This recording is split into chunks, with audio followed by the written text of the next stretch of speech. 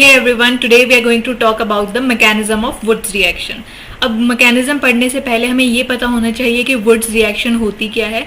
तो हम एक बार ये देखेंगे कि व्हाट इज वुड्स रिएक्शन. ठीक है, Wurtz reaction named after German chemist Charles Adolphe Wurtz. तो ये एक जर्मन केमिस्ट थे जिनका नाम था चार्ल्स एडोल्फ वुड्स. इनके नाम से हमने वुड्स रिएक्शन का नेम दिया है. और वुड्स रिएक्शन हम किस लिए यूज करते हैं? It is a powerful method for synthesising alkyl chains, यानी कि जो जैसे हायर एल्केन्स होते हैं उनके फॉर्मेशन के लिए हम वुड्स रिएक्शन को यूज करते हैं. और मेन चीज क्या है कि हम even number of carbon atoms के लिए जनरली यूज करते हैं इसको. अगर हमें हायर एल्केन बनाना है जिसमें even number of carbon atoms हो तो उसके लिए हम वुड्स रिएक्शन को यूज करेंगे. और नंबर ऑफ कार्बन एटम्स के लिए हम क्यों नहीं यूज करते ये हम देखेंगे आगे. अब जो ये वुड्स रिएक्शन है इसमें क्या होगा? It involves the coupling of two alkyl halides. देखो दो एल्काइल हेलाइड्स हैं यहाँ पर हमारे पास, जैसे ब्रोमोमीथेन है, ये रहा एक और ये रहा सेकेंड मॉलिक्यूल. तो दो ब्रोमोमीथेन लिए हमने, 2 सोडियम मेटल लिया और ड्राई ईथर हम एज अ सॉल्वेंट यूज करेंगे यहाँ पे. ठीक है, अब यहाँ पर क्या होगा कि देखो 2 मॉलिक्यूल्स ऑफ सोडियम है और 2 हमारे पास यहाँ पर हेलाइड्स भी हैं. तो 2NaBr यहाँ से रिमूव हो जाएगा और प्रोडक्ट बनेगा हमारे पास इथेन. इथेन अब देख सकते हो आप, जैसे 2 कार्बन एटम्स हैं यहाँ पे. जो हमारा रिएक्टेंट था इसमें मिथाइल था, यानी कि 1 कार्बन एटम था. तो 1 कार्बन एटम से हम 2 कार्बन एटम का प्रोडक्ट बना रहे हैं. तो इसलिए यहाँ पर हमने बोला कि जो वुड्स रिएक्शन है वो हायर एल्केन्स के फॉर्मेशन के लिए यूज होती है. ठीक है, अब नेक्स्ट देखते हैं कि why do we use dry ether and not moist ether. हम ड्राई ईथर ही क्यों यूज करते हैं, मॉइस्ट ईथर क्यों नहीं यूज करते? तो देखो ड्राई ईथर जो है वो आपको पता होगा कि एक नॉन पोलर एप्रोटिक सॉल्वेंट है. तो नॉन पोलर होने की वजह से जो हमारा, आपको ये पता होगा कि सोडियम एक बहुत ही हाईली रिएक्टिव मेटल है. तो ये हाईली रिएक्टिव है, तो ये अगर हम कोई पॉलर सॉल्वेंट लेते तो हो सकता है कि सोडियम उसके साथ रिएक्ट करता, लेकिन यहाँ पर हमने नॉन पोलर लिया है और एप्रोटिक लिया है तो सोडियम इजीली रिएक्ट नहीं करेगा ड्राई ईथर के साथ और कुछ हमारा साइड प्रोडक्ट नहीं बनेगा इसकी वजह से. तो इसलिए हम ड्राई ईथर को यूज करेंगे. और ड्राई ईथर में और क्या क्या इसका यूज है कि देखो अगर मॉइस्ट ईथर हम यूज करते तो वाटर प्रेजेंट होता और हो सकता है कि मॉइस्ट ईथर के साथ कुछ हमारी इम्प्योरिटीज भी प्रेजेंट हो सकती थी. तो इम्प्योरिटीज की वजह से साइड प्रोडक्ट भी फॉर्म हो सकता था. तो साइड प्रोडक्ट ना बने, हम प्योर हमारा प्योर हायर एल्केन मिले, हमें ना फॉर्म हो, उसके लिए हमने ड्राई ईथर को यूज किया. अब एक और क्वेश्चन है कि ड्राई ईथर का तो उसका फंक्शन क्या है. तो देखो ड्राई ईथर आपको पता है कि ROR ईथर का ये फॉर्मूला होता है. ठीक है, अब हम सोडियम को जब हम इसका मैकेनिज्म पढ़ेंगे तो हम ये पढ़ेंगे कि जो सोडियम है ये आयोनाइज होके Na+ और इलेक्ट्रॉन में कन्वर्ट होगा. अब इलेक्ट्रॉन अगर हमें रिलीज करवाना है सोडियम से तो आपको ये पता होगा कि यहाँ पर हमें आयोनाइजेशन एनर्जी की रिक्वायरमेंट होगी.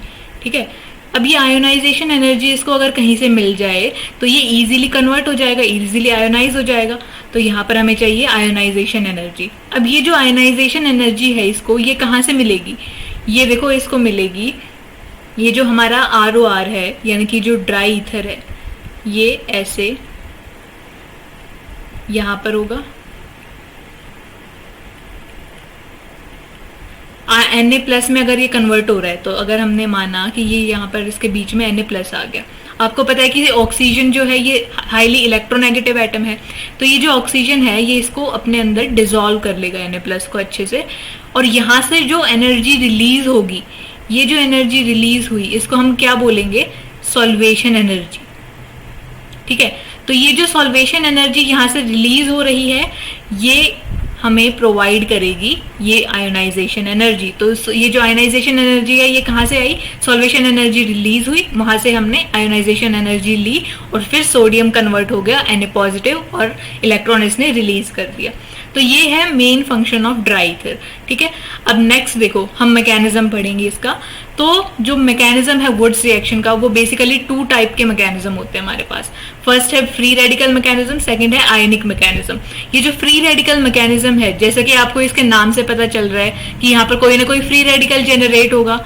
और ये आयनिक मैकेनिज्म जो है इसको हम एनायनिक मैकेनिज्म भी बोल सकते हैं. ठीक है।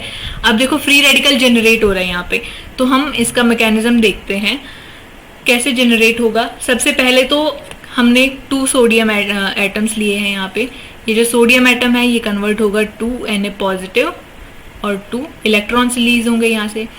अब ये जो Rx हमने लिया है, एल्काइल हैलाइड लिया है हमने, 2 मॉलिक्यूल्स इसके भी हैं हमारे पास। ये जो हमें पता है हैलाइड है यहाँ पर, ये ज्यादा इलेक्ट्रोनेगेटिव है, तो यहाँ से ये इलेक्ट्रॉन लेगा और यहाँ से रिमूव हो जाएगा। यहाँ पर क्या फॉर्म होगा, R पॉजिटिव और X नेगेटिव। अब ये भी हमारे पास 2 मॉलिक्यूल्स थे, तो 2R पॉजिटिव और 2X नेगेटिव फॉर्म हो गया। ठीक है। अब देखो ये जो 2R पॉजिटिव है ये इलेक्ट्रॉन्स लेगा, सोडियम से जो रिलीज हुए थे वो इलेक्ट्रॉन्स लेगा। अब 2R पॉजिटिव जब इलेक्ट्रॉन्स लेगा, 2 इलेक्ट्रॉन्स लेगा, तो हमारे पास 2 फ्री रेडिकल जनरेट हो जाएंगे। ठीक है, ये समझ में आया। देखो R पॉजिटिव है, इसने लिया 1 इलेक्ट्रॉन, तो ये क्या न्यूट्रल हो जाएगा, और एक अनपेयर्ड इलेक्ट्रॉन है तो हम इसको एज ए फ्री रेडिकल यहाँ पर शो करेंगे। ऐसे ही हमारे पास 2 हैं तो ये 2 इलेक्ट्रॉन्स लेंगे और 2 फ्री रेडिकल्स जनरेट हो जाएंगे। ठीक है। अब ये जो 2 फ्री रेडिकल्स यहाँ पर जनरेट हुए हैं, ये आप इसको ऐसे शो कर सकते हो, R फ्री रेडिकल और एक जो दूसरा फ्री रेडिकल है वो, ये दोनों आपस में मिलके हायर एल्केन फॉर्म कर लेंगे। तो ये हो गया हमारा हायर एल। देखो अब हम आयनिक मैकेनिज्म स्टडी करते हैं। तो आयनिक मैकेनिज्म में क्या होगा, फिर से 2 सोडियम एटम है हमारे पास, ये आयोनाइज हो जाएंगे और 2 Na पॉजिटिव और 2 इलेक्ट्रॉन्स यहाँ से रिमूव हो जाएंगे। अब फिर से जो एल्काइल हैलाइड है, यहाँ पर अभी हमने 1 एल्काइल हैलाइड लिया है। फ्री रेडिकल में हमने दोनों एल्काइल हैलाइड से एक साथ ले लिए थे, लेकिन यहाँ पर हम 1 ही एल्काइल हैलाइड लेंगे अभी। अब ये एल्काइल हैलाइड यहाँ से रिमूव होगा, मतलब कि ब्रेक डाउन होगा। इसका ब्रेक डाउन कैसे होगा, X जो है वो मोर इलेक्ट्रोनेगेटिव है, तो ये यहाँ पर 2 इलेक्ट्रॉन्स लेके यहाँ से रिमूव हो जाएगा, और ये 2 इलेक्ट्रॉन्स लेके रिमूव हो रहा है तो इसके ऊपर नेगेटिव आएगा, और जो एल्काइल है यहाँ पर उसके ऊपर पॉजिटिव चार्ज आ जाएगा। ये आ गया। अब ये जो R पॉजिटिव है, इसको हमने दिए 2 इलेक्ट्रॉन्स, यहाँ वाले जो 2 इलेक्ट्रॉन्स थे हमने एक R पॉजिटिव को दे दिए। अब देखो 1 इलेक्ट्रॉन से तो ये न्यूट्रल होगा, और दूसरा जो एक्स्ट्रा इलेक्ट्रॉन है इसके पास, उसकी वजह से ये R नेगेटिव में कन्वर्ट हो जाएगा। ठीक है। अब ये R नेगेटिव फिर से किसके साथ रिएक्ट करेगा, जो दूसरा एल्काइल हैलाइड है उसके साथ रिएक्ट करेगा। ठीक है। अब ये जो यहाँ से फिर से ये X इलेक्ट्रॉन्स लेके रिमूव होगा, और ये जो है इसके ऊपर आ जाएगा R पॉजिटिव, यहाँ पर R नेगेटिव। देखो यहाँ पर क्या हुआ कि ये जो R है ये एज R पॉजिटिव यहाँ पर क्रिएट हुआ, और ये जो R नेगेटिव है ये इसके साथ अटैच हो जाएगा, और ये दोनों मिलके नेक्स्ट हायर एल्केन का फॉर्मेशन कर लेंगे। तो ये बन गया हमारा प्रोडक्ट। तो ये हो गया हमारा आयनिक मैकेनिज्म, और ये हो गया फ्री रेडिकल मैकेनिज्म। ठीक है, ये समझ में आ गया। आई होप ये आ गया होगा समझ में। सो ये था हमारा मैकेनिज्म। अब देखो हमारे पास नेक्स्ट क्वेश्चन क्या है। हमने स्टार्टिंग में बोला था ना कि हम वुड्स रिएक्शन से ज्यादातर even number of carbon atoms वाले हायर एल्केन्स फॉर्म कर सकते हैं, और odd number of carbon atoms वाले हायर एल्केन्स फॉर्म नहीं कर सकते। ठीक है, तो हम ऐसा क्यों होता है तो वो हम एक एग्जाम्पल के थ्रू पढ़ेंगे। अब देखो हमने ये एग्जाम्पल लिया, CH3Cl लिया, 2Na प्लस, अब हमने जो सेकंड एल्काइल हैलाइड लिया है वो C2H5Cl लिया है, यानी कि हमने different types of alkyl halide लिए हैं यहाँ पे। ठीक है, अब हम इसकी रिएक्शन करवाएंगे ड्राई ईथर की प्रेजेंस में। तो देखो अब हमने जब एक मैकेनिज्म पढ़ा था तो हमने क्या पढ़ा था कि वहां पर फ्री रेडिकल जनरेट होंगी वुड्स रिएक्शन में। तो यहाँ से जो फ्री रेडिकल जनरेट होगा वो होगा CH3 फ्री रेडिकल, और यहां से जो फ्री रेडिकल जनरेट होगा वो होगा C2H5 फ्री रेडिकल। ठीक है, अब देखो यहाँ पर क्या रिएक्शन होगी।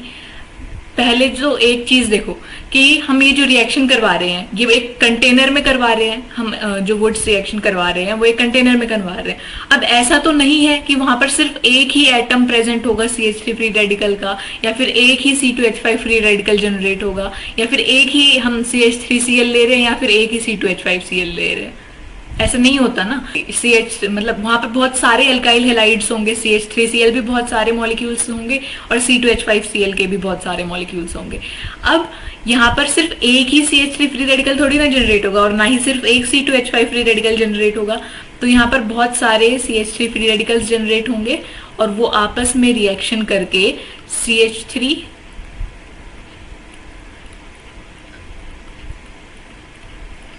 यानी कि इथेन प्रोड्यूस करेंगे। ठीक है, तो जो हमारा हायर एल्केन फॉर्म होगा वो इथेन भी होगा और C2H5 ये जो है यहाँ पर C2H5 जनरेट हुआ है फ्री रेडिकल, ये भी दूसरे C2H5 के साथ कंबाइन होके अपना हायर एल्केन फॉर्म कर लेगा, यानी कि 2C2H5 बोल सकते हैं। ठीक है, तो ये हो जाएगा। अब देखो ये जनरेट होगा हमारा हायर एल्केन, तो देखो कुछ चांसेस ये भी होंगे कि जो ये CH3 फ्री रेडिकल है ये इस C2H5 फ्री रेडिकल के साथ कंबाइन होके ये बना ले CH3C2H5। ये वाला एल्केन भी जनरेट होगा, लेकिन जो इसकी यील्ड मिलती है ना हमें, ये इसकी यील्ड बहुत ही कम होगी, यानी कि लो यील्ड मिलती है इसकी बहुत ज्यादा। और यहाँ पर आप देखो कि ये odd number of carbon atoms present है इसमें, यहाँ पर एक कार्बन है और यहाँ पर दो, यानी कि टोटल 3 कार्बन हो गए।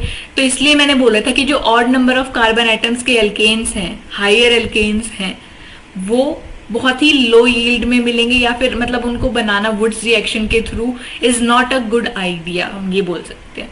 ठीक है, क्योंकि अगर लो ही यील्ड मिल रही है तो उसका कोई फायदा नहीं है, क्योंकि हमें तो हायर यील्ड चाहिए होती है। हायर यील्ड मिलेगी या तो इथेन की या फिर इनकी, जो भी ये दो फ्री रेडिकल्स जनरेट हुए हैं ये अपने ही फ्री रेडिकल्स के साथ मिलके हायर एल्केन फॉर्म करेंगे, जो कि even number of carbon atoms के हैं। देखो आप यहाँ पर नोटिस करो कि ये even number of carbon atom है यहाँ पे,